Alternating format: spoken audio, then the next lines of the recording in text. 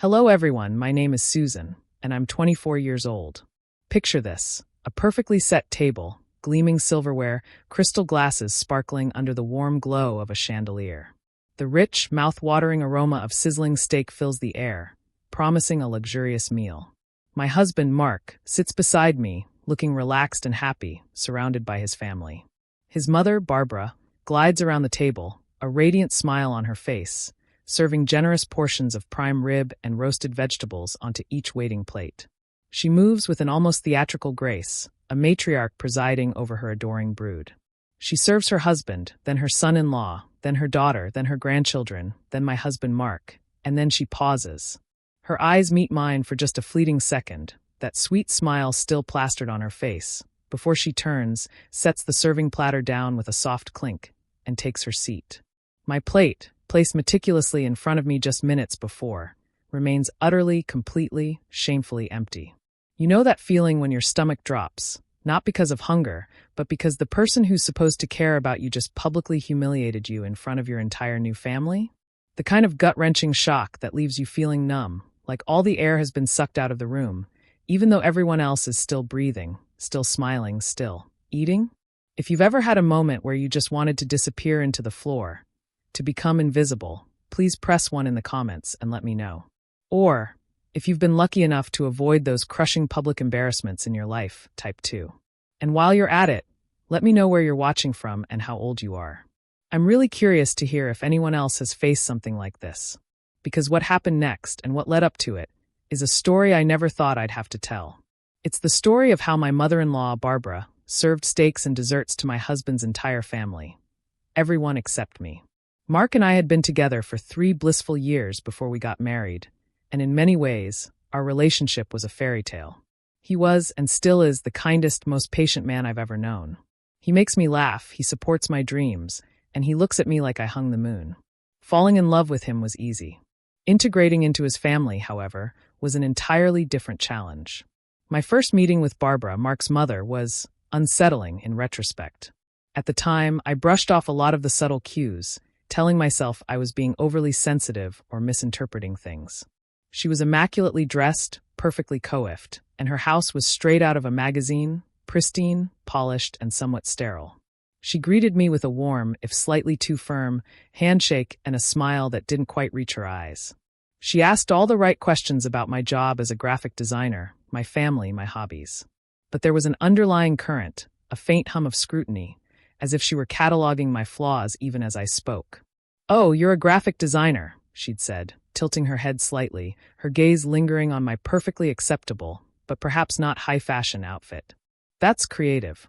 Do you, enjoy it?" It wasn't the words, but the way she drew out creative, almost as if it were a euphemism for unstable or unimportant. Mark, oblivious, had squeezed my hand and beamed. "She's incredibly talented, Mom. Her work is amazing." Barbara had simply nodded, her smile tightening just a fraction. Over the next few months, as Mark and I grew more serious, the microaggressions became more frequent, more pointed. If I brought a dish to a family gathering, something I'd spent hours perfecting, like my grandmother's famous apple pie, Barbara would inevitably remark, "Oh, Susan, how sweet of you to try. My recipe, of course, uses Granny Smith apples, not Honeycrisp. It really makes all the difference, you know." And she'd say it with a tone of benevolent superiority, making me feel like a child presenting a mud pie to a Michelin star chef. I tried so hard to win her over. I researched her favorite flowers and brought her a bouquet. I listened intently when she recounted her bridge club triumphs. I complimented her impeccable home, her elegant style. I even offered to help clean up after dinners, only to be told, "Oh no, darling, that's quite all right. You just sit and relax. Mark can help me." It was always a subtle exclusion, a gentle push to the periphery, executed with such flawless politeness that I felt foolish for feeling hurt. Mark, bless his heart, would often say, "That's just how Mom is. She means well, she's just particular." He never seemed to notice the sharp edge beneath her velvet glove, or perhaps he was so accustomed to it, he'd become desensitized. The worst part was, I truly loved Mark's family. His father, David, was a kind, quiet man who always had a twinkle in his eye and a surprisingly dry wit. Mark's older sister, Sarah, was a busy but warm mother of 2, and his younger brother, Tom, was a fun-loving goofball. I connected with them easily, and they seemed to genuinely like me. But Barbara was the sun around which their universe revolved, and if she cast a shadow over me, they rarely, if ever, challenged it. The week before the dinner, the tension had been particularly high. Mark and I had just bought our first house, a charming, albeit small, bungalow that needed a bit of work. We were ecstatic. We'd poured our savings into the down payment, and were already dreaming of renovations. We called Barbara, excited to share the news. Her response had been less than enthusiastic. A bungalow? Oh, Susan, I had imagined something more substantial for Mark. He's always been so ambitious. And in that neighborhood? Well, I suppose it's a start. You'll be able to move up in a few years, I'm sure. I'd felt a hot flush crawl up my neck. It's a lovely neighborhood, Barbara, I'd said, trying to keep my voice even. And it's perfect for us. We're really happy with it. Happy is good, dear, she'd purred, but practical is better. And value, Susan, is everything. She'd then spent the next 10 minutes extolling the virtues of her own sprawling colonial, and how it had appreciated exponentially over the years. Mark, ever the peacemaker, had tried to change the subject, but the damage was done. I hung up the phone feeling deflated and angry. She just doesn't understand, Han, Mark had said, pulling me into a hug. She's from a different generation, a different mindset. She wants the best for us. She wants her version of the best for us, Mark, I'd retorted, pulling away. And that version doesn't seem to include anything I bring to the table. He'd sighed, a familiar, slightly exasperated sound. Don't let her get to you. It's not worth it. But it was worth it. It was chipping away at me, making me second-guess every decision, every outfit, every word I spoke. I wanted his mother to like me, to accept me as part of their family. And I wanted Mark to see what I was seeing, to acknowledge that this wasn't just how Mom is, but how Mom was deliberately, subtly, making me feel like an outsider. So, when the invitation came for Sunday dinner the following weekend, I'd approached it with a mix of dread and a faint, hopeful optimism. Maybe I'd thought, just maybe, this time would be different. Mark had convinced me to try again. It's just dinner, honey, he'd said. Let's go, have a nice time, and ignore anything she says. Easy for him to say. He wasn't the target. Sunday arrived, bright and sunny, mocking the storm brewing inside me. I spent an hour picking out an outfit. Something stylish, but not too flashy, modest but not frumpy. A dark green blouse, tailored black trousers, a simple silver necklace. I wanted to look poised, confident, unshakable. Mark, ever handsome, was ready in minutes, whistling as he tied his shoes. You look great, Seuss, he'd said, giving me a quick kiss. Relax, okay? It's just family. We drove to Barbara's house, which was, as always, meticulously maintained. The lawn was perfectly manicured, the rose bushes in full bloom, each petal seeming to defy gravity. Inside, the air was already thick with the scent of roasted meat and Barbara's signature floral room spray. Barbara greeted us at the door, her smile still that perfect, unyielding line. Mark, darling. So good to see you. She gave him a theatrical hug and a kiss on the cheek. Then she turned to me.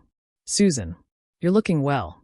No hug, no kiss, just a slight narrowing of the eyes that made me feel like she was mentally evaluating my outfit for its flaws. The rest of the family were already there, gathered in the living room, sipping drinks. Sarah, Mark's sister, waved warmly. Susan, great to see you. How's the new house hunting going? Before I could answer, Barbara interjected. Oh, darling, they've already found something. A charming bungalow. So exciting for them. The word bungalow, hung in the air, weighted with a subtle, condescending emphasis. Sarah, bless her, looked a little confused but quickly pivoted to talk about her kids' soccer practice. I forced a smile and tried to engage. Pre-dinner drinks and appetizers were served. Perfectly arranged crudité, miniature quiches, and a cheese board that looked like a work of art. Barbara hovered, ensuring everyone's glass was full. Everyone had a canopy. She made a point of addressing almost every comment, every question, to Mark or his father. If I tried to contribute to the conversation, she would nod politely, then pivot the discussion back to someone else, usually Mark. I felt like a ghost at my own table, present but unseen. Finally, Barbara announced, "Dinner is served," with an almost triumphant flourish. Everyone migrated to the dining room. The table was, as I mentioned, breathtaking. Fine bone china, glittering crystal, silver cutlery laid out with military precision. My plate was there, a pristine canvas. I took my seat next to Mark, opposite Sarah and her husband, across from Tom and his current girlfriend. Barbara and David sat at either end of the long table. The conversation flowed easily for a few minutes, lighthearted chatter about work, upcoming vacations, the latest family news. I even managed to get a few words in with Sarah about my new design project, before Barbara cleared her throat. All right, everyone, let's get these lovely steaks served. She stood, picked up a large, ornate silver platter from the side buffet, laden with several perfectly cooked prime rib steaks, each glistening with a golden brown crust. The aroma intensified, making my stomach rumble with genuine hunger this time. Accompanying the steaks were bowls of roasted asparagus, creamy mashed potatoes, and a rich red wine reduction. Barbara began her procession. First, she served David, her husband, with a generous slice of steak and a scoop of potatoes and asparagus. He murmured his thanks. Then she moved to Sarah's husband, John, offering him the same. Next, Sarah. Then her children, who had their own smaller plates. Then Tom and his girlfriend. The platters made their way down one side of the table. My heart started to beat a little faster. It was almost Mark's turn. I watched as she approached him, her smile still radiant. "For my wonderful son," she cooed, placing a magnificent cut of prime rib medium rare onto his plate, along with the trimmings. Mark thanked her, flashing me a quick, happy smile. Now it was my turn. My plate sat empty, expectant. I met Barbara's gaze across the table. Her eyes held that same, unreadable politeness. She moved closer to my seat, holding the heavy platter. My mouth was watering. I could almost taste the juicy, tender meat. She paused directly in front of me. For a split second, I thought she was about to ask me how I liked my steak. But instead, she simply, effortlessly moved past me. She took one more step, placed the large silver platter on an empty space at the end of the table, just beyond where I was sitting, and then gracefully returned to her own seat at the head of the table. The silence that followed was deafening, but only to me. To everyone else, the conversation barely skipped a beat. A fork scraped against a plate.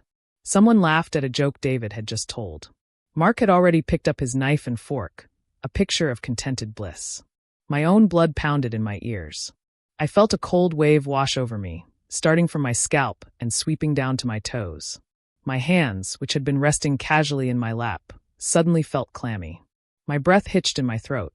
I stared at my empty plate, then at the half-full platter of steaks just inches away, then back at Barbara, who was now elegantly cutting into her own portion, making small talk with David. It wasn't an oversight. It couldn't have been. She had looked directly at me. She had served every single person at that table. Every child, every son-in-law, every girlfriend, except for me. My husband's mother had deliberately, publicly, humiliatingly, chosen not to serve me dinner. The humiliation was a physical ache in my chest. My face flushed hot, then went cold. I felt my eyes prick with tears, but I blinked them back furiously. I would not cry here. Not now. I forced myself to take a deep, shaky breath, trying to compose myself. I desperately wished for the floor to swallow me whole, for a sudden power outage, for anything to make this moment disappear. Mark, still blissfully unaware, took a bite of his steak.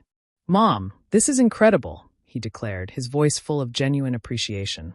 Barbara beamed. "Thank you, darling. It's a new recipe." I glanced around the table. Did no one else notice? Sarah was chatting with her husband. Tom was laughing at something his girlfriend said. David was focused on his meal. No one met my gaze. No one seemed to register the gaping, empty space on my plate. Or perhaps they did, and were simply choosing to ignore it, complicit in Barbara's silent cruelty. I felt a surge of white-hot anger mix with the humiliation. How dare she? How dare she do this to me in her own home, in front of everyone? What kind of person does that?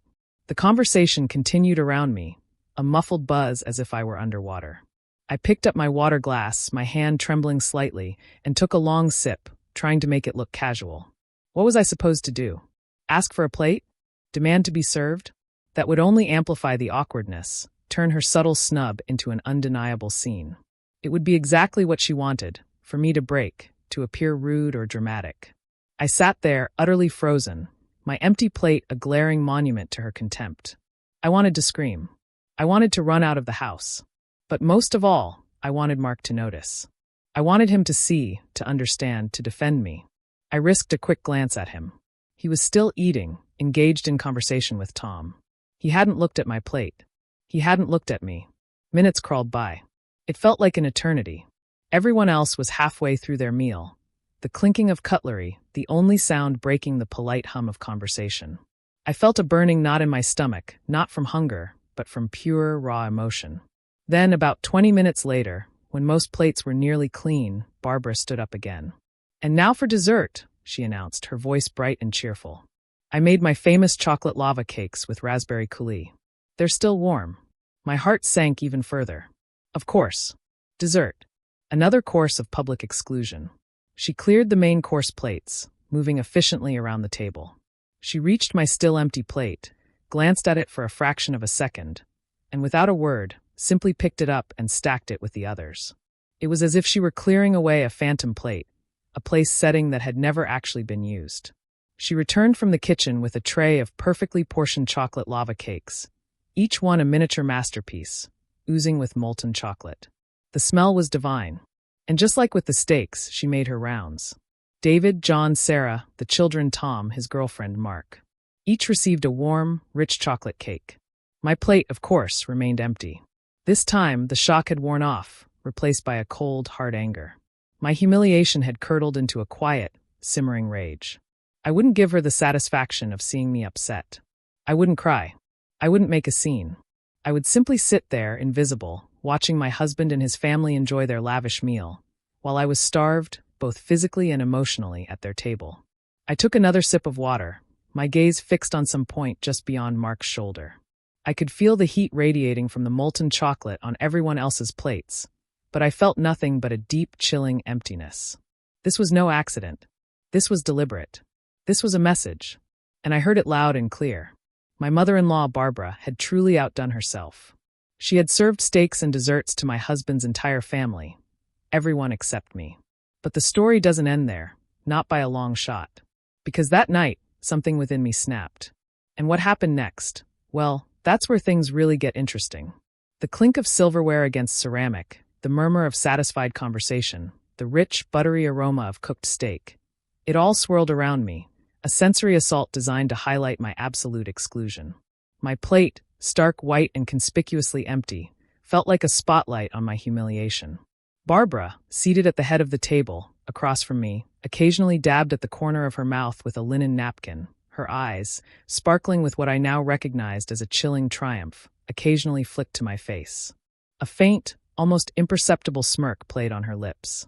She had done this before in myriad ways, small cuts and subtle slights, but never with such brazen, theatrical cruelty. My husband, Mark, sat beside me, oblivious or perhaps willfully ignorant. He was engrossed in a story his brother was telling, his steak halfway devoured. He hadn't noticed. Or if he hadn't cared enough to say anything. The emptiness in my stomach was a dull ache, but the emptiness in my chest was a cavern. It wasn't just hunger, it was a profound, aching betrayal. I watched as Barbara's perfect, golden-crusted apple pie, with its glistening caramel drizzle and a dollop of vanilla bean ice cream, was placed before each member of the family. My plate remained a pristine canvas of neglect. A little gasp of delight from my sister-in-law, a satisfied groan from Mark's father. Barbara, ever the gracious hostess, offered a second slice to anyone who desired, her gaze sweeping over the table, lingering for a fraction of a second on me, a silent, mocking punctuation mark. My vision blurred, not from tears, but from a sudden, fierce heat that prickled behind my eyes. It wasn't the heat of shame or sadness anymore, but something hard and sharp. The snap wasn't an explosion. It was the quiet, terrifying sound of a meticulously constructed dam finally breaking. It was the sound of a switch flipping, irrevocably. The gentle, yielding part of me, the part that tried to understand, to forgive, to make allowances for Barbara's difficult personality, had simply ceased to exist. In its place, a cold, unyielding certainty settled in. I sat there, through the remainder of the meal, through the clatter of dishes being cleared by Barbara's hired help, through the transition to coffee and after-dinner liqueurs. I forced a polite, distant smile, nodded at appropriate moments, and engaged in superficial conversation, my voice sounding unnaturally calm, even to myself. Inside, a storm of ice and fury raged. Each laugh, each shared anecdote, each sip of coffee everyone else enjoyed, was a fresh wound, but now the wounds didn't bleed. They simply hardened into scar tissue. When it was finally time to leave, Barbara gave me a brief, air kiss on the cheek, her breath sweet with the scent of dessert. "Such a lovely evening, darling," she purred, her eyes shining with malicious glee. "So glad you could join us." The deliberate us hung in the air, a final poison dart. The drive home was silent. Mark was humming softly to himself, content, still basking in the glow of his mother's hospitality. He didn't notice the rigid set of my jaw, the white-knuckled grip I had on my purse in my lap. The streetlights flickered past, illuminating my reflection in the window. A stranger, a woman with eyes that felt ancient and hollow. Finally, as we pulled into our driveway, he broke the silence. "Mom's apple pie was amazing, wasn't it? You should have had some, honey." That was it. That was the line. The casual dismissal, the utter blindness. I turned to him, my voice dangerously level. "Mark, did you notice that I wasn't served dinner tonight? Or dessert?" He frowned, a slight furrow appearing between his brows. "What are you talking about?" "Of course you were. You were sitting right there." My plate was empty, Mark. From start to finish. I had nothing. No steak, no potatoes, no pie, no anything. He paused, engine still running, the house dark around us. He looked genuinely confused. "Are you serious?" "No, I didn't see that. Why would Mom do that?" He sounded more puzzled than angry, more curious than concerned for me. "Why would she do that, Mark?" My voice was still calm, but it held a new, razor-sharp edge. "She did it because she wanted to. She did it to send a message. And you, her son, my husband, sat there and ate your dinner and dessert, completely oblivious, or worse, completely indifferent." He bristled defensively. "Now wait a minute. Don't turn this on me. How was I supposed to notice? I was talking to David. And why didn't you say anything? You could have just asked for a plate." The last vestiges of hope for him, for our shared understanding, evaporated. "Ask for a plate, Mark? After everyone else was served? After she meticulously set an empty place for me? You think that wouldn't have been an even deeper humiliation?" I paused, the cold spreading through me. "This isn't the first time, Mark. It's never been this overt, but it's always been there. The accidentally forgotten invitation, the mistake with my name on the place card at Christmas, the stories at my expense that always make everyone laugh except me. You never see it. You never defend me. You never stand up for me." He sighed, running a hand through his hair. "Oh God, not this again. Can we not do this? It's been a long day. You know how Mom is. She can be a bit much. But she loves you, she really does. Maybe she just forgot. Or maybe she thought you were on a diet or something." "A diet, Mark?" I almost laughed, a dry, humorless sound. Forgetting to serve an entire meal to a guest is not a bit much. It's an act of deliberate cruelty. And she doesn't love me. She despises me. And you let her do it. You enable her. Every single time. He threw his hands up in exasperation. "What do you want me to do, Laura? Start a fight with my mother? Over a plate of steak? It's not that big a deal." "It's not just a plate of steak, Mark," I said, my voice barely a whisper now, thick with a pain that transcended hunger. "It's my dignity. It's your respect. It's my place in this family. And you just told me, in no uncertain terms, that none of that matters to you." I opened the car door and stepped out, the cool night air hitting my face, a stark contrast to the burning cold inside me. I walked into the house, leaving him to sit in the car for a moment, wrestling with his convenient obtuseness. The familiar comfort of our home felt alien. Every object seemed to mock me with its normalcy. I went straight to the kitchen, not for food, but for a glass of water. My hands trembled slightly as I poured it, but my resolve was solidifying, hardening into something unbreakable. I thought of all the years. The countless holidays, birthdays, Sunday dinners. The subtle digs about my career choices, my cooking, my clothes. The way Barbara would always find a way to minimize my achievements and amplify my perceived flaws. The forced smiles I'd offered, the deflected comments, the silent tears I'd shed in the privacy of our bathroom.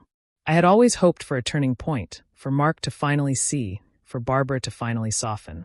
I had held on to the belief that if I was just kind enough, patient enough, understanding enough, I could win her over, or at least earn her grudging respect. That belief, that fragile, pathetic hope, had died tonight. It had shattered into a million pieces on that empty plate. I stood by the window, looking out at the dark, moonless sky. The air crackled with a new energy, a quiet hum of purpose. I wasn't going to cry. I wasn't going to beg. I wasn't going to allow myself to be a victim ever again. Mark had chosen his side, or rather, he had chosen the path of least resistance, which was to remain firmly entrenched in his mother's orbit, leaving me exposed. This wasn't just about Barbara anymore. It was about reclaiming myself. It was about defining my boundaries with a clarity that had been missing for too long. And it wasn't going to be loud or dramatic. Barbara thrived on drama, on public displays of power. No, this would be precise, calculated, like a surgeon's scalpel. A plan began to form, not a full blueprint yet, but a faint, insistent whisper in the back of my mind. It would require patience. It would require cunning. It would require me to shed the last vestiges of the nice Laura, the one who tried to keep the peace. Barbara had taught me a valuable lesson tonight. Sometimes the most effective messages are delivered not with words, but with stark, undeniable actions. She had used a dinner table to send hers. I would simply find my own, equally potent stage. The fight wouldn't be a screaming match. It wouldn't be a tearful confrontation. It would be a slow, deliberate erosion of her carefully constructed facade, a dismantling of her power, piece by agonizing piece. She had played her hand. Now it was my turn. And what happened next? Well, that's where things really got interesting. The game had truly begun. The final chime of the grandfather clock in my study still echoed when I closed my eyes, the scene from Alara Vance's last dinner party replaying with crystalline clarity. Not the gleaming crystal or the perfectly folded linen, nor the hushed clink of silverware against porcelain, but the cold, surgical precision of her words. She had done it with a smile, of course. A practiced, benevolent smile that never quite reached her eyes. "Ah, our dear protagonist's name," she had purred, her gaze sweeping over the assembled guests, all pillars of the city's social and philanthropic elite. "So delightful you could join us. I hear your latest venture in sustainable urban development has garnered some attention. Quite a bold step for a young woman still, shall we say, establishing her footing." The dismissive flick of her wrist, the subtle emphasis on attention and establishing her footing. It had been a masterclass in elegant condescension. My achievement, a hard-won triumph after months of sleepless nights and relentless negotiations, had been reduced to a quaint, almost accidental stroke of luck. In that moment, surrounded by potential investors and collaborators, I had felt the subtle, chilling shift in the room. The initial murmurs of interest had turned into polite, non-committal nods. The veneer of my success, so carefully applied, had been momentarily smudged. Alara hadn't raised her voice, hadn't made a scene. She had merely, with the effortless grace of a grand dame swatting a fly, reminded everyone and me of her undisputed place at the top and mine, several rungs below. The game had truly begun. The adrenaline, which had simmered then, now pulsed like cold, clear mercury through my veins. Alara Vance. Her name alone conjured images of old money, established power, and an unshakable social empire. She was the matriarch of committees, the first name on every gala invitation, the woman whose nod could open doors or quietly close them forever. She thrived on control, on the meticulous orchestration of her world, and the precise placement of every pawn within it. I had been one of those pawns for too long. No more. My stage, I decided, wouldn't be a single dramatic reveal.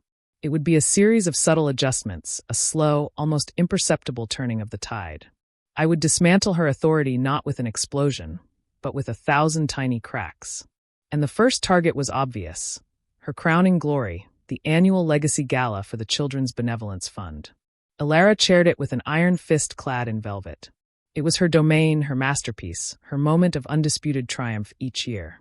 It was where she solidified her position, where she accepted accolades with graceful humility, and where she subtly reminded everyone of her indispensability. Perfect. The first step was to get closer, to insinuate myself into the machinery of her most prized possession. I leveraged a few strategic connections, made a donation that was significant but not ostentatious, and offered my professional expertise in project management, a skill I knew the current, somewhat archaic committee structure desperately lacked. My offer was accepted with polite enthusiasm, primarily because it meant free labor, but I saw the flicker of Alara's eyebrow when my name was added to the preparatory meeting roster. A fractional pause, a nearly imperceptible tightening around her eyes. She hadn't expected me to push back, not so soon, and certainly not in her territory. Good. The initial committee meeting was held in Alara's sun-drenched conservatory, a room filled with the scent of orchids and the faint, dusty smell of old money. Alara, naturally, presided from the head of the polished mahogany table, a vision in perfectly tailored linen, her silver hair coiled into an elegant chignon. She dictated the agenda, her voice smooth and authoritative, outlining the usual program. The same caterer, the same band, the same silent auction items. It was all perfectly acceptable, perfectly predictable, and perfectly stale. I listened, absorbing every detail, every nuance of the room, every flicker of boredom on the faces of the other committee members. Alara, I noted, rarely asked for input. She announced decisions. This was not a collaborative effort for her. It was a performance she directed. When she finally paused, expecting affirmations, I cleared my throat, a small, polite sound that nevertheless cut through the quiet. Alara, I began, my tone deferential but firm. I was just reviewing the projected demographics of attendees for this year, and I noticed a slight shift. We seem to be attracting a younger, more digitally savvy cohort. While the traditional silent auction is always a success, I wonder if we might consider a small, innovative addition this year. Perhaps an interactive digital bidding platform alongside the physical items? It could streamline the process, offer real-time updates, and engage our newer, tech-inclined donors more effectively. Plus, it would reduce some of the logistical overhead. Silence. The suggestion hung in the air like an unfamiliar perfume. Alara's smile remained fixed, but her eyes narrowed almost imperceptibly. Her usual response to any deviation from her established order was a gentle but firm dismissal, often phrased as, "Oh, darling, we've tried variations before. Experience shows what truly works." But I had armed myself. I've already done a preliminary cost-benefit analysis. I continued smoothly, producing a slender tablet from my bag. The initial investment is minimal, and I've sourced a pro bono platform developer, a former colleague, who is eager to contribute to the cause. We could run it as a pilot program for a select number of items this year, gauge its success, and scale up next year if it proves beneficial. I saw the flicker in the eyes of Mrs. Albright, whose grandson was a budding tech entrepreneur, and Mr. Henderson, a venture capitalist known for his forward-thinking investments. They exchanged quick glances. This wasn't just a new idea. It was a sensible new idea, well-researched and cost-effective, presented with an almost innocent enthusiasm. Alara's smile tightened. "That's certainly an energetic suggestion, dear. Very modern. However, the gala's charm, I think, lies in its timeless elegance. We wouldn't want to alienate our established patrons with anything too radical, wouldn't we?" Her voice dripped with polite concern. "Of course not," I replied, maintaining my innocent facade. "That's precisely why I suggested a pilot. It's a non-invasive addition, running parallel to our beloved traditional auction. It simply offers an alternative for those who appreciate the convenience. And frankly, Alara, modernizing our outreach will be crucial for the long-term sustainability of the fund. Attracting a younger donor base ensures a future beyond our current generous benefactors." The word sustainability resonated. Mr. Henderson nodded, almost imperceptibly. Mrs. Albright murmured, "A pilot could be very interesting." The subtle shift was palpable. Alara prided herself on being the visionary, the one who ensured the fund's future. To have that narrative gently usurped, even for a moment, was a slight. She took a slow, deliberate sip from her teacup. "Very well, dear," she finally conceded, her voice a little cooler.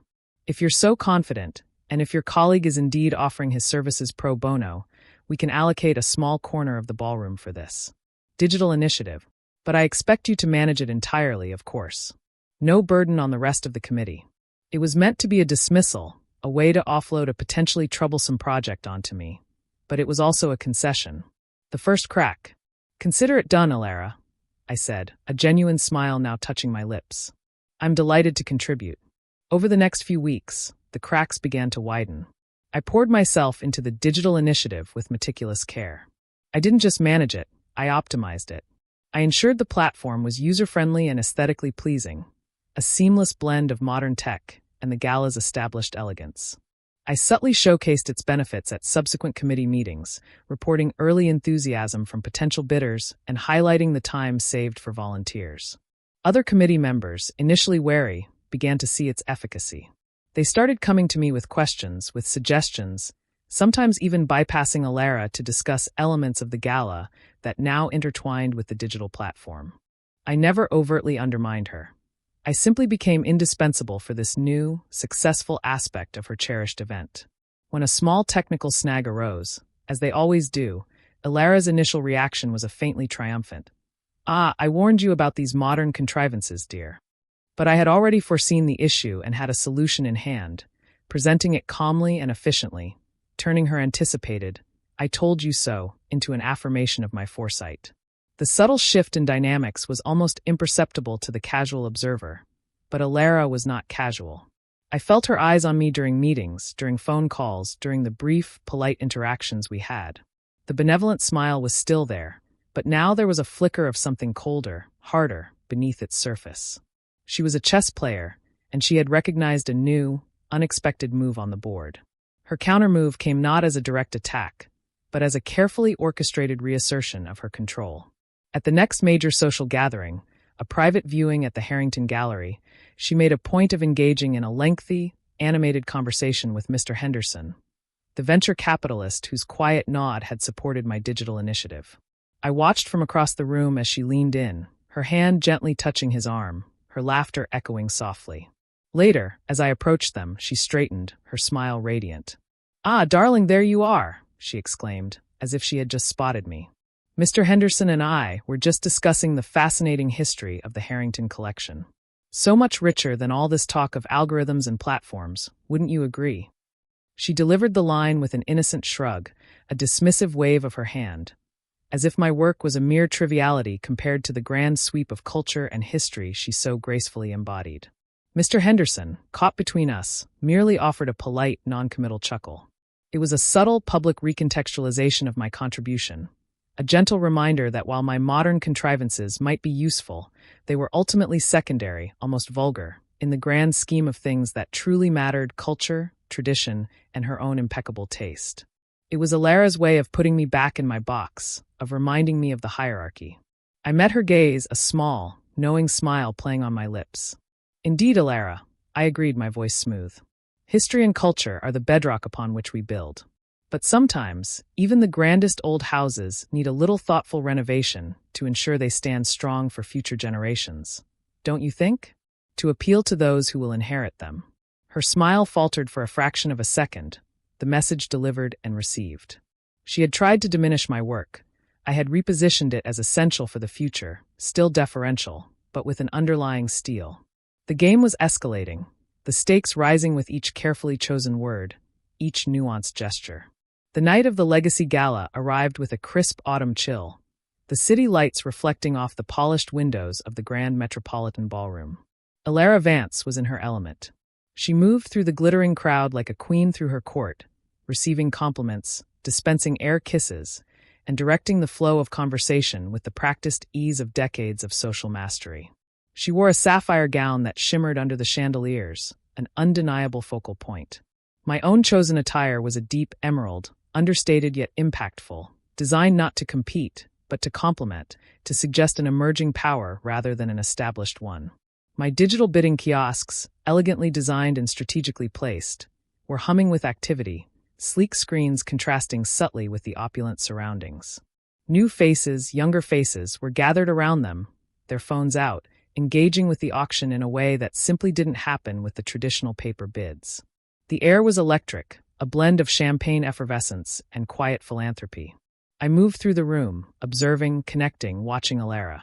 She was beaming, accepting accolades for another magnificent gala. And indeed, it was magnificent. But a significant portion of that magnificence, the buzz around the digital stations, the increased measurable engagement from a younger demographic, that was mine. The moment came during Alara's annual address. She stood on a small, elevated platform, bathed in a soft spotlight, her voice amplified just enough to carry over the gentle din. She spoke of the fund's history, its vital mission, and the tireless efforts of the committee. She gracefully acknowledged the generosity of our patrons and the dedication of our volunteers. It was a well-honed speech, designed to elicit warmth and reinforce her leadership. Then she paused, her gaze sweeping over the crowd, lingering for a moment on the active digital screens. "And this year," she continued, her smile broadening, "we've embraced a touch of the future. A charming little digital initiative to complement our traditional auction, generously spearheaded by our enthusiastic new committee member, protagonist's name." She gestured vaguely in my direction, a smile of benign approval on her face, but her eyes held a hint of possessiveness, an attempt to claim the success as an extension of her own generosity in allowing it. It was a public acknowledgement, yes, but framed as a minor, almost whimsical experiment, an indulgence she had kindly granted. A subtle attempt to minimize, to categorize it as my little project, rather than a significant innovation. I walked toward the platform, a prearranged signal with the event manager that few would have noticed. The fund's executive director, standing near the stage, caught my eye and offered a small, encouraging nod. As Alara concluded her remarks, ending with a flourish, I stepped up beside her, uninvited, but not unwelcome. The executive director, acting on my earlier request, immediately stepped forward, taking the microphone from Alara, seemingly to transition to the next part of the program. "Alara," I said, my voice clear and carrying, my smile radiant as I turned to her. "You are, as ever, the heart of this incredible evening. And I must say, the charming little initiative you so graciously allowed me to champion has already exceeded all expectations. Thanks to your forward-thinking vision and the incredible support from our new digitally engaged donors, we've not only surpassed last year's auction totals, but we've done so with 2 hours still remaining in the bidding period, allowing us to project an additional 15% increase over original targets." A ripple went through the crowd. Whispers erupted. 15%? 2 hours early? The numbers, clear and undeniable, spoke for themselves. I hadn't contradicted Alara. I had praised her forward-thinking vision. A vision she had reluctantly, almost begrudgingly, allowed. But by presenting hard facts and figures, and linking them directly to her gracious allowance of my initiative, I had subtly but definitively shifted the narrative. It wasn't a charming little experiment anymore. It was a significant, measurable success that was directly attributable to a decision she had made, a decision I had championed. The executive director, smiling broadly, quickly took the microphone back. Indeed, an unprecedented success. A huge round of applause for Alara Vance and 4 protagonists' name. S incredible innovation. The applause was thunderous, but now, it wasn't just for Alara. It was for us. For the future. For the numbers. Alara's smile, fixed just a moment ago, now looked brittle. Her eyes, meeting mine, held a flash of something I hadn't seen before. Not just annoyance, but a sliver of genuine surprise, perhaps even fear. She had been publicly outmaneuvered, not through direct confrontation, but through the undeniable power of results, subtly attributed to her own vision, but undeniably executed by my hand. The crowd was looking at me, too, with a new understanding. The whispers had changed. The game had truly begun, and the first piece of her carefully constructed facade had just been dislodged, piece by agonizing piece. The erosion had started, and I knew, with a thrill that was both cold and exhilarating, that this was only the beginning. The night was far from over, and Alara Vance was only just beginning to feel the weight of my game. The air in the grand hall shimmered with a new, volatile energy. Alara Vance, momentarily stunned by the shifting perception of her audience, recovered with the practiced grace of a seasoned performer. A faint tremor in her smile was the only tell, a microscopic crack in the flawless porcelain mask she presented to the world. She met the gaze of a particularly prominent art critic, offering a confident, almost defiant nod, as if to reaffirm her command, as if to say, "This, too, is part of the experience." But the critics, the patrons, the dilettantes, they were no longer a homogeneous entity of unquestioning admiration. Their whispers, once a gentle chorus of praise, had transformed into a discordant hum of curiosity, a faint, disquieting undercurrent of doubt. They looked at Alara, then at the stage where my subtle intervention had just played out, then back at me, a face they barely knew, standing quietly by the velvet ropes. A new understanding, a nascent question, flickered in their eyes. Who was I? And what had I truly done? The thrill that surged through me was a potent cocktail of vindication and exhilarating danger. The erosion had begun, just as I'd planned. Alara was only beginning to feel the weight of my game. A momentary interpretation, Alara announced, her voice pitched to carry, overriding the growing murmurs. She swept a hand towards the stage, dismissing the lingering echoes of the altered performance. Such is the nature of live art, is it not? A dance between intention and perception. Now, if you'll follow me, we move to the Chamber of Whispers, where my new series, Echoes of the Unseen, awaits. It was a brilliant deflection, typical Alara. She was attempting to reframe my sabotage as an intentional, avant-garde element of her own design. A lesser opponent might have been cowed, but I knew her too well. Every lie she spun, every facade she constructed, only fueled my resolve. The crowd, ever susceptible to the gravitational pull of celebrity and the promise of new spectacle, began to follow. I moved with them, a shadow among the glittering throng, my eyes fixed on Alara. She moved with an almost regal procession, her security details subtly tightening around her, her gaze darting, searching. For what? For me? Or for any sign of her carefully constructed reality fracturing further? The Chamber of Whispers was a vast, circular room, the walls lined with towering, translucent screens. Each screen pulsed with slow-moving, abstract digital imagery, accompanied by a cacophony of distorted, echoing voices, whispering fragments of poetry, scientific theorems, and ancient proverbs. It was meant to be immersive, thought-provoking, Alara's grand statement on the subjective nature of truth. And it was also my most potent weapon, because I had designed the core algorithms for echoes of the unseen. Years ago, when Alara was merely a socialite with a burgeoning reputation and an insatiable appetite for others' ideas, I had shown her the initial concept, a complex neural network designed to generate truly unique, evolving visual and auditory landscapes based on live environmental data. She had dismissed it as too intellectual, not immediately impactful. Then, 6 months later, she had unveiled her vision for the Chamber of Whispers, a crude imitation that appropriated my fundamental algorithms, stripped of their nuance, flattened into something merely decorative, yet still undeniable. She had claimed it was a collaboration with an unnamed digital architect, a transparent lie to protect her image. As Alara began her exposition, her voice weaving a tapestry of grand pronouncements about the interconnectedness of all knowledge and the fragility of truth in the digital age, I moved to a discreet alcove. There, masked as an attendee engrossed in a catalog, I slipped my hand into my jacket pocket, my fingers finding the small, custom-built device I'd spent weeks perfecting. It was a remote access key, a bypass for the auxiliary control system I knew Alara's technical team had foolishly left vulnerable. My fingerprints, my original code, they were still embedded deep within the system. Alara paused before a particularly large screen, its shimmering patterns momentarily coalescing into what resembled a nebulous, multifaceted eye. "This piece," she announced, her voice swelling with pride, "symbolizes the omnipresent gaze of information, the ceaseless flow of data that shapes our perceptions. It's a dynamic, ever-evolving mirror to the collective unconscious." My thumb hovered over the activation button. This was the moment for the second piece of her facade to fall. I activated the device. A faint, almost imperceptible hum resonated from the control panel hidden within the alcove. On the large screen Alara was gesturing towards, a subtle change began. The eye started to blink, but not with the smooth, organic cadence Alara had designed. Instead, its blinks became uneven, a fractional delay in the right pupil. Then, the multifaceted patterns began to fragment, shifting from Alara's intended cosmic beauty into something different. Slowly, deliberately, the abstract patterns began to resolve. The digital whispers in the room seemed to synchronize with the visual, no longer random fragments but repeating, a single phrase looping softly. Asterisk, perception is a prison. Asterisk. On the screen, the fractured patterns weren't simply random glitches. They were meticulously reforming.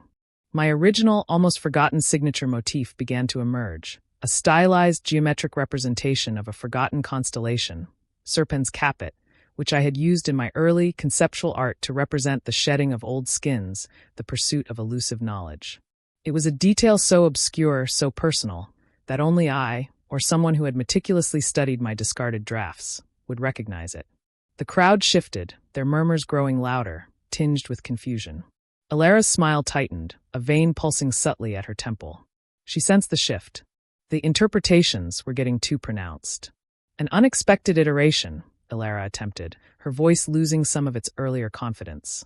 She gestured for a technician, but before anyone could react, the screen completed its transformation. The eye was gone. In its place, shining with an ethereal, almost eerie glow, was my constellation, perfectly rendered, pulsating with a light that seemed to resonate with the soft hum of my signature algorithms. And underneath, in a font I had designed, a single clear timestamp. October 12th, 20XX, a date years before Alara had ever publicly breathed a word about echoes of the unseen. A gasp rippled through the chamber. The whispers escalated into outright exclamations. The art critics, whose pens had been poised to praise, now exchanged bewildered glances. That date, that specific, almost archaic timestamp, it was a ghost from the past, summoned into the present, speaking volumes without uttering a single word. Alara's face, for the first time, showed genuine fear. Her carefully constructed composure began to fray. "There appears to be a technical malfunction," she stammered, her voice losing its melodic quality, becoming thin, brittle. "We will address this immediately." Her eyes, now narrowed, scanned the room, and for a fleeting, terrifying moment, they locked onto mine. There was recognition there, a flash of something akin to primal fury. She knew. I held her gaze, offering no smile, no gesture, just a quiet, unwavering resolve. The game had accelerated.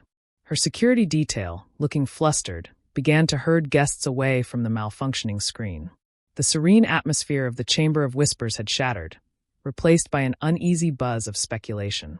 Alara, her face a mask of barely suppressed rage, made a hurried exit, surrounded by her entourage, undoubtedly rushing to damage control.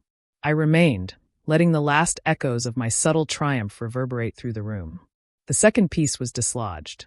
Now it was time for the coup de grace. The grand finale of the evening was Alara's keynote address, held in the main auditorium. It was there she would unveil her magnum opus, a piece she had been hyping for months, the Chronos Synthesis, a multi-sensory projection experience she claimed would redefine the very concept of artistic narrative. This was where she planned to solidify her legacy, where she would silence any lingering doubts and cement her place as an undisputed visionary. And this was where I would dismantle it all. I had been contracted months ago, under a pseudonym, to assist with the technical integration of the Chronos Synthesis. Alara, in her arrogance, had wanted the best, but too blinded by her own fame, she hadn't bothered to truly vet the anonymous specialist she'd brought in. She'd assumed I was merely a skilled technician, easily manipulated, ignorant of her larger machinations. A fatal mistake. I made my way backstage, a place I knew intimately. The frantic energy was palpable. Technicians, pale and sweating, barked into headsets. Alara's personal assistant, a perpetually stressed young man named Marcus, looked like he was on the verge of a nervous breakdown. He spotted me. "Serafina," he hissed, using my assumed name. "Where have you been? Everything's going to hell. Alara is incandescent." "Technical difficulties, I heard," I said, feigning concern. The echoes of the unseen had some interesting reinterpretations.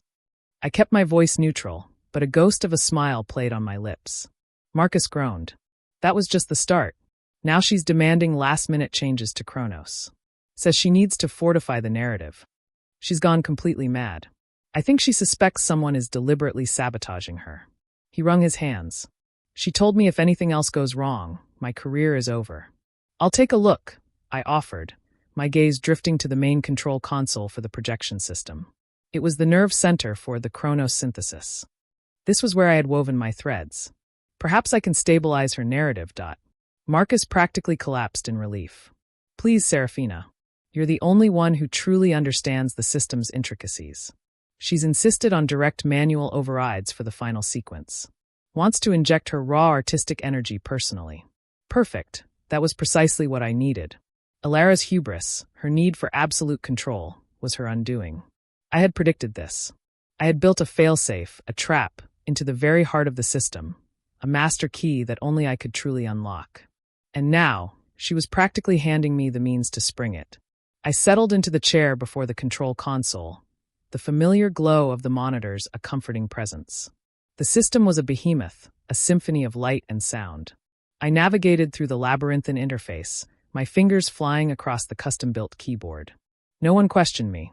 I was the anonymous specialist, the one who understood the machine better than anyone else. I made a show of troubleshooting, muttering technical jargon, while subtly accessing the hidden protocols I had embedded.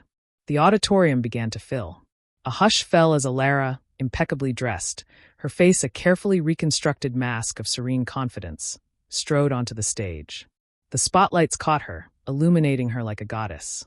The crowd, despite the earlier disruptions, seemed ready to be captivated once more. They wanted to believe. Distinguished guests, fellow artists, dreamers, Alara's voice resonated through the hall, amplified and sweetened by the sound system. Tonight, we journey beyond the confines of time and space. We explore the very essence of human experience, the interconnected threads of our past, present, and future. The Chronos Synthesis is not merely an exhibition. It is a living, breathing testament to the boundless potential of the human spirit. She paused for dramatic effect. The main screen behind her flickered to life, showing an abstract swirl of cosmic dust, building anticipation. For years, I have wrestled with this concept, she continued, her voice imbued with a manufactured gravitas. The idea of capturing the entirety of our collective memory, distilling it into pure artistic expression. It has been a solitary, arduous journey, but one that has led to this profound revelation. My fingers paused over the final sequence. This was it, the culmination of years of stolen ideas, dismissed genius, and uncredited labor. My journey had been solitary and arduous, too, but it had led to this moment, the profound revelation of her deceit. And now, Ilara proclaimed, her arms outstretched, commanding the room, I invite you to witness the Chronos synthesis, a glimpse into the soul of humanity, my deepest offering to the artistic discourse. She pressed a button on a sleek remote, clearly meant to activate the main projection. But nothing happened. A ripple of confused murmurs swept through the audience. Ilara's eyes darted to the screen, then back to the remote, a flicker of panic in their depths. She pressed it again, more forcefully. Still nothing. The cosmic dust continued to swirl idly. Backstage, Marcus whimpered. Technicians scrambled, but no one dared touch my console. I maintained a facade of intense concentration, a slight frown on my face, as if battling an unseen error. Ilara forced a laugh, a brittle, high-pitched sound that grated against the sudden silence. Ah, the capricious nature of innovation. It seems Chronos wishes to make a dramatic entrance on its own terms. She tried to recover, improvising, but the polished eloquence was gone. The cracks in her facade were widening into fissures. Perhaps it's waiting for my touch, Ilara, I murmured, too softly for anyone but myself to hear. I typed a final command, hitting enter. On the massive screen behind Ilara, the cosmic dust did move, but not into the grand, sweeping narrative she envisioned. Instead, it began to coalesce, to crystallize. Images flashed rapidly. Crude, penciled sketches of a swirling galaxy, early flowcharts detailing complex algorithms, equations scribbled on napkins, timestamps clearly visible. Each image, fleeting but impactful, bore my handwriting, my distinctive artistic signature, my unique code. A collective gasp swept through the audience. Ilara spun around, her eyes widening in horror as she saw the screens. The projections weren't depicting her revelation.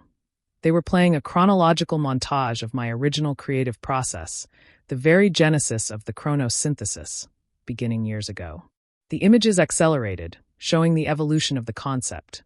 My original conceptual art, my initial design blueprints, even side-by-side comparisons of my raw, powerful early drafts next to Ilara's finished pieces, highlighting the direct, undeniable plagiarism. The original, subtle motifs she had clumsily incorporated, the very structure of the light and sound design she claimed as her own. It was all there laid bare, piece by excruciating piece. A deep, resonating female voice, perfectly clear and devoid of any digital distortion, filled the auditorium. It was my voice, calm and steady, overlaid onto the projections. Asterisk the Chronos synthesis asterisk. My voice began, resonating with a quiet authority that transcended mere amplification, began as a dream. A dream I nurtured for a decade. A dream of depicting the fractal nature of time, the echoes of history that shape our present. These are the original sketches, the initial algorithms, the sleepless nights of creation. The screen flashed my personal journal entries, revealing my struggles, my inspirations, my very soul poured into the work. Ilara Vance, my voice continued, chillingly calm, as the screen shifted to display a professional photo of Ilara juxtaposed with a blurry screenshot of her first public announcement of Chronos, dated years after my original work, saw the potential. She saw the market. She did not, however, see the soul. She took the framework, polished the edges, and claimed it as her own, dismissing the true architect as an unnamed digital specialist, a convenient ghost. Ilara stood frozen on stage, her face ashen, her body trembling. She opened her mouth, but no sound emerged. The audience was a sea of shocked faces, their whispers growing into an angry roar. The critics, now emboldened, began scribbling furiously, their earlier doubts now confirmed, magnified into undeniable truth. The screen then focused on a final, definitive image, a contract. An original, dated, notarized contract between myself, using my true name, Serafina Thorne, and a nascent art collective, detailing the creation and intellectual property rights of the Chronos synthesis, signed years before Ilara Vance had any claim to it. A red circle highlighted a clause. Any unauthorized reproduction or claim of authorship constitutes a breach of intellectual property and will be met with full legal action. Beneath the contract, in bold, undeniable lettering, a final message burned into the screen. Truth, like Chronos, is eternal. It cannot be stolen, only revealed. The lights in the auditorium flared, blinding Alara. When they dimmed, the screen went dark. Alara was no longer a goddess of art. She was a thief caught in the act, her empire of lies crumbling around her. The room erupted, not with applause, but with a cacophony of outrage, betrayal, and a fierce, undeniable recognition of justice. I saw a few people rise, pointing fingers at Alara, shouting accusations. Her security detail, now looking less like protectors and more like bewildered bystanders, tried to create a path for her, but the crowd surged, demanding answers. Alara Vance, once untouchable, was now utterly exposed, trapped in the wreckage of her own ambition. I watched her, a quiet satisfaction settling in my chest. There was no need for me to step into the light, no need for a dramatic reveal of my own identity just yet. My work had spoken for itself. The truth, painstakingly woven into the very fabric of her deception, had finally ripped through it. I slipped away from the control console, leaving Marcus staring wide-eyed at the now blank screen, his career irrevocably altered. I walked through the chaos, a phantom in the storm, feeling the weight of years of silent suffering lift from my shoulders. The game was over. Alara Vance was ruined, and I, Seraphina Thorne, was finally free. My voice, once silenced, had roared through the very medium that had been used to diminish me. The night was not just an ending, it was a beginning. A new canvas, waiting for my true vision. If you enjoyed this story, please make sure to like this video, subscribe to the channel for more immersive narratives, and share it with anyone who loves a good tale of cunning and justice. Your support helps bring more stories to life.